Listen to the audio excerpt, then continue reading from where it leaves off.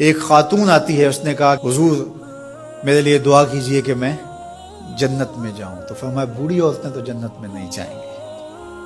تو ظاہر ہے کہ یہ بات تو اس پر بڑی شاک گزری، پریشان ہو گئی. تو اس نے رونا شروع کر دیا. تو فرمایا نہیں بوڑھی عورتیں جنت میں نہیں جائیں گی. خاصی پریشان ہوئی تو حضور نے مسکرا کے کہا جو بھی جائیں گی جوان ہو کے جائیں گی. جنت میں بڑھاپا نہیں ہوگا، 33 سال کی عمر کا ہر شخص ہوگا، مرد بھی اور عورت. جردن مردن، داڑھی بھی نہیں ہوگی، مونچھیں بھی نہیں ہوں گی. اور صرف انبیاء علیہ السلام کی کچھ ذوات ہے اعزاز کے طور پہ جن کی داڑھی ہوں گی، باقی جردن مردن فرمایا گیا. 33 سال کا عنفوان شباب، جوانیاں، تو بوڑھا کوئی بھی نہیں ہوگا.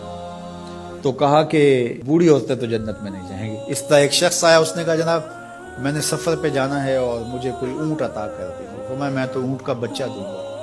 اس نے کہا حضور میں نے بچے کو کیا کرنا، نہ بوجھ اٹھا سکے نہ سوار اس کے اوپر ہوا جا سکے. کہا میں تو بھائی بچہ ہی دوں گا. اس نے کہا حضور مجھے کوئی اونٹ دے دیجئے، میری ضرورت ہے. فرمایا میں تو بچہ ہی دوں گا. تو وہ بڑا پریشان ہوا. فرمایا مجھے بتا کوئی اونٹ ایسا ہے جو کسی اونٹ کا بچہ نہ ہو. تو یہ سچ بھی ہے اور مزہ بھی. ایک صحابی تھے، وہ حضور علیہ السلام کے لیے دیہات کی چیزیں لایا کرتے تھے. ہوتا نا ہمارے بھی دیہاتی دوست آتے ہیں، گڑ لے آتے ہیں، کوئی ساگ پات لے آتے ہیں. تو اس زمانے میں جو بھی دیہاتی چیزیں تھیں، تو وہ بدو تھا کسی دیہات کا، تو دیہات کی کوئی چیزیں لے آیا کرتا تھا اور پھر حضور اس کو شہر کی چیزیں دیا کرتے تھے. اللہ اکبر. اور وہ گھاس لا کے شہر میں بیچتا تھا. تو ایک دن وہ بازار میں گھاس رکھ کے بیچ رہا تھا. حضور علیہ السلام چپکے سے پیچھے سے گئے اور اس کی آنکھوں پر ہاتھ رکھ دیا. اس کو ہماری زبان میں کہتے ہیں کولی بھرنا. کیا کہتے ہیں؟ کبھی آپ نے بھی کسی دوست کی کولی بھری ہوگی نا. جب کوئی آپ کا بڑا گوڑا دوست ہو، اس سے آپ کا ہلکا پھلکا مزاح بھی ہو، تو آپ پیچھے سے آ کے چپکے سے اس کی آنکھیں بند کر دیتے ہیں. آپ دیکھنا چاہتے ہیں کہ یہ ہر وقت میرا ذکر کرتا رہتا ہے، میں دیکھوں کہ اب اس کے لب پہ سب سے پہلے کس کا نام آتا ہے.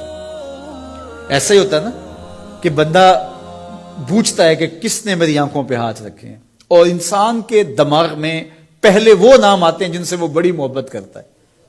تو کولی بھرنے کا مقصد ہی یہ ہوتا ہے کہ میں دیکھوں کہ میرا نام کس نمبر پہ آتا ہے، اور اس کی کوشش ہوتی ہے کہ میں پہلی مرتبہ ہی بوجھ لوں.